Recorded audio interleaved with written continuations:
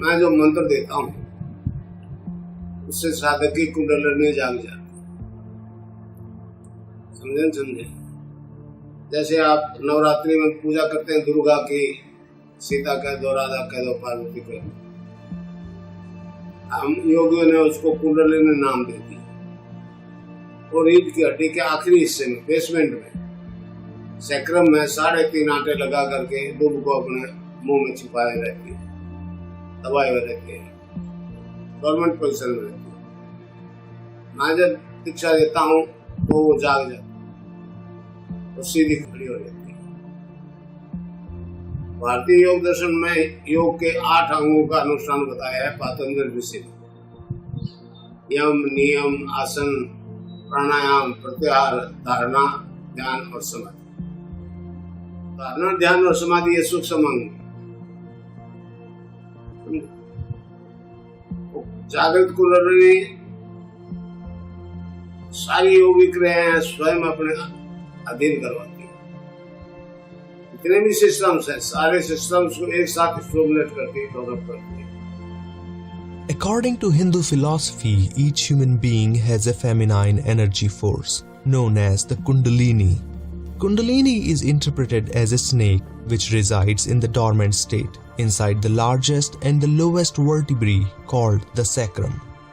When Kundalini releases its tail from its mouth, this state is considered to be awakened state. In awakened state, Kundalini starts moving upwards, gradually penetrating and awakening different chakras located in different parts of the body.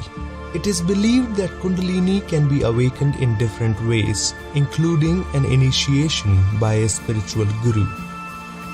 Hindu philosophy is not the only one that mentions the concept of Kundalini, but in fact, it has also been mentioned by the history of other countries, including Egypt, that tells about ancient Egyptian pharaohs. Siddha Yoga meditation can be quite an extraordinary experience. During meditation, many people experience involuntary activities that range from physical yogic movements, also known as kriyas, to emotional and psychological activities. Many of them also explained that the yogic postures they undergo have an uncanny resemblance to the postures explained in yogic scriptures.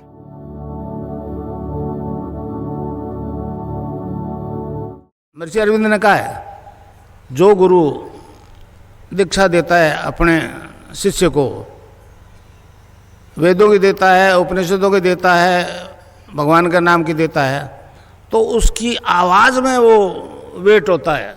अब मंत्र बता दूं, उसको जपना है cling Krishna cling cling, गै की ध्वनि निकलेगी पीछे, cling Krishna cling cling Krishna cling. Radha के बिना कृष्ण आधा, शिव से एक की मात्रा हटा लो सब रह जाता है।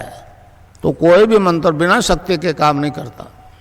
उसको जपना है क्लिंग कृष्ण क्लिंग क्लिंग, गै की ध्वनि निकलेगी पीछे, cling Krishna cling cling Krishna cling, cling Krishna cling cling Krishna cling cling Krishna cling, cling Krishna cling cling Krishna cling cling Krishna cling, cling Krishna cling cling Krishna cling cling Krishna cling.